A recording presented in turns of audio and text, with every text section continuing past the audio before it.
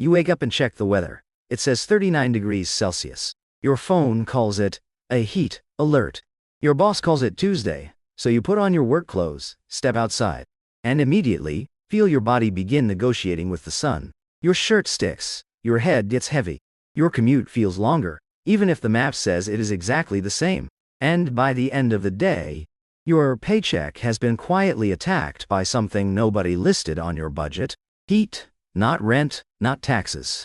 Not the overpriced sandwich you bought because cooking sounded like a personal insult. Heat. For most people, a heat wave sounds like weather. A few sweaty days, a fan, a water bottle, maybe a dramatic headline about roads melting in Europe. But for your wallet, extreme heat is not just weather. It is an invisible pay cut. It reduces the hours you can work. It slows the work you can do. It raises your electricity bill. It damages food, transport, crops, buildings, and supply chains. Then, very politely, it sends the bill to you. That is why heat waves quietly shrink your paycheck. They do not need to steal money from your bank account. They just make every part of earning and spending money worse. Start with your body. The human body is not a machine. Very disappointing for managers, but true. When the temperature rises, your body has one urgent job: keep your internal temperature from climbing too high. It sweats, it pushes blood toward your skin, your heart works harder. Your brain starts prioritizing survival over efficiency, which is rude if you were planning to finish a spreadsheet. Heat stress means your body is taking in more heat than it can easily release. In plain English, your cooling system is overloaded. At first it feels like discomfort. Then it becomes slower movement. Then dizziness. Then mistakes. Then, in dangerous cases, heat exhaustion or heat stroke. Heat exhaustion is when your body is overwhelmed, but still trying to cope. Heat stroke is the emergency version, when the body can no longer control its temperature and organs can be damaged. Not exactly ideal workplace culture. This is where economics begins, because productivity sounds like a corporate word, but it has a very simple meaning. Productivity is how much useful work gets done in a given amount of time. If a construction crew lays fewer bricks because it needs more brakes, productivity falls. If a delivery driver makes fewer stops because the van feels like a rolling oven, productivity falls. If a warehouse worker moves slower because the air is heavy and the body is fighting to cool itself, productivity falls. And when productivity falls, money starts disappearing. Sometimes from the company, sometimes from the worker. Usually from both. The International Labor Organization warned in its report Working on a Warmer Planet that heat stress could cut global working hours by the equivalent of 80 million full-time jobs by 2030. That does not mean 80 million people vanish from the workforce. It means lost hours, slower work, forced breaks, illness, and unsafe conditions add up to an economic hole the size of millions of jobs. That is the quiet part. A heat wave does not have to shut down a whole economy to make you poorer. It only has to shave off hours. 10 minutes here, a slower afternoon there. One unpaid shift canceled because it is unsafe. One day missed because your body finally says, absolutely not. Now imagine you are paid hourly. A salaried office worker might complain about the heat and still get the same paycheck. An hourly worker often cannot. If the construction site starts at dawn and shuts down by noon, your body may be safer. Your paycheck may be smaller. If the restaurant closes early because the kitchen is unbearable, customers disappear. Tips disappear. Hours disappear. Congratulations, the climate just became your payroll department. This is why heat inequality matters. Inequality means the pain is not distributed evenly. Some people experience heat as an inconvenience. Other people experience it as lost income, medical risk, and a higher electric bill at the same time. If you work from home with air conditioning, extreme heat might mean your room is slightly annoying and you're iced it. Coffee melts faster. If you pour asphalt, harvest vegetables, deliver packages, drive a bus, cook in a commercial kitchen, clean hotel rooms, work in a warehouse, or care for elderly patients in an overheated building, heat is not an inconvenience. It is a work condition. And work conditions become money conditions. In June 2026, as Europe faced an intense heat wave, Reuters reported that companies adapted with dawn starts, extra water, cooling kits, and shifted schedules. DLL in Germany prepared cooling kits for more than 111,000 postal workers. Construction firms moved work earlier in the day. Steel plants handed out extra water and fruit. That sounds practical. It is also a clue. If businesses have to reorganize labor around heat, heat has become an economic force. Oxford Economics warned that a 4-day heat wave could reduce quarterly labor productivity growth in Western Europe by up to 2 percentage points. That is a boring sentence until you translate it. A few extremely hot days can bend an entire quarter of economic output. A weather event can show up in growth statistics. Your sweat becomes macroeconomics. Very elegant, very sweaty. Now bring it home. You earn $20 an hour. You normally work 40 hours a week. That is $800 before taxes. But a heat wave hits. Your employer cuts 2 afternoon shifts because the workspace is unsafe. You'll lose 8 hours.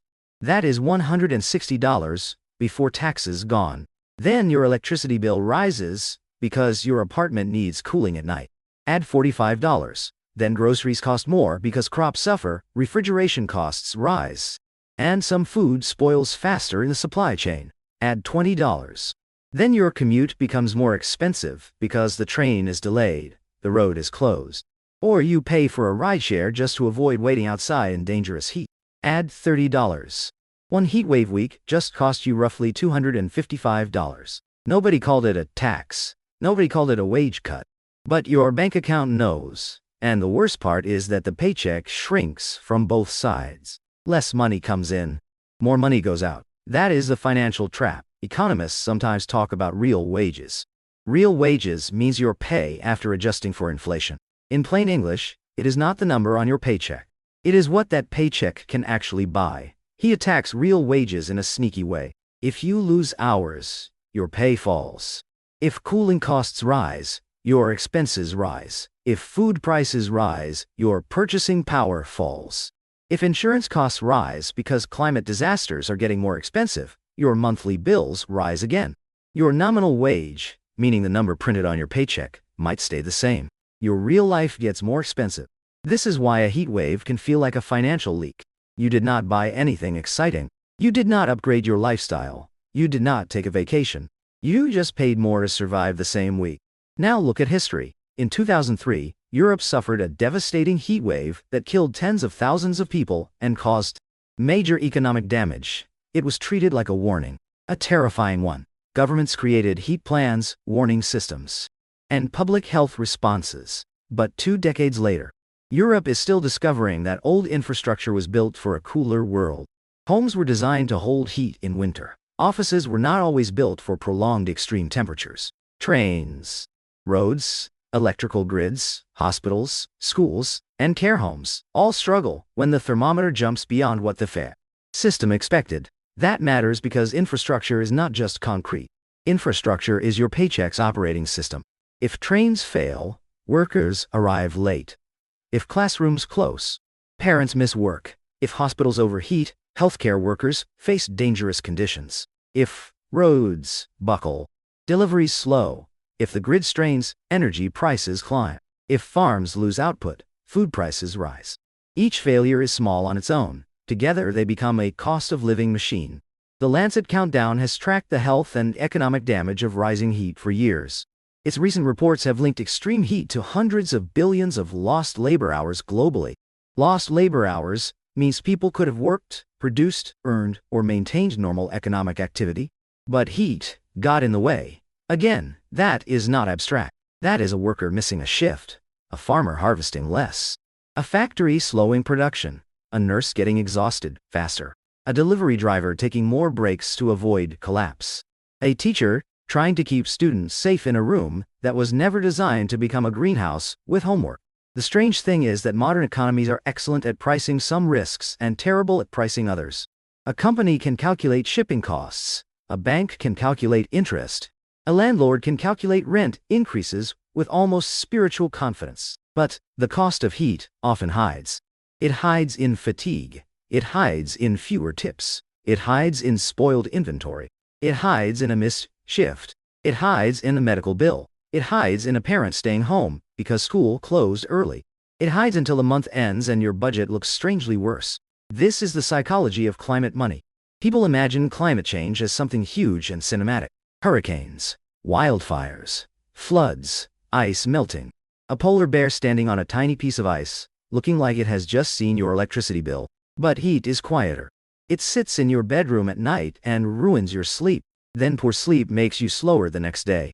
It sits in your commute and makes waiting feel dangerous. It sits inside your workplace and turns normal tasks into physical stress. It sits inside food prices, energy bills, insurance premiums, and medical risk. Heat does not need drama. Heat compounds. Compounding means small changes build on each other over time. Investors love compounding when money grows quietly in an index fund. Your body and wallet hate compounding when stress, bills, and lost hours grow quietly during summer. A hotter night can reduce sleep. Worse sleep can reduce performance. Lower performance can reduce hours, tips, safety, or promotion chances. Higher bills can reduce savings. Lower savings can increase credit card use. Credit card use creates interest. Interest makes next month harder. And suddenly the weather forecast is connected to your debt. Ridiculous, but real. This is why the phrase, climate risk, sounds too clean. Risk sounds like something in an investment report. Heat is not clean. It is personal. It decides whether outdoor workers can finish a shift. It decides whether elderly people need emergency care. It decides whether a city needs to spend millions on cooling centers.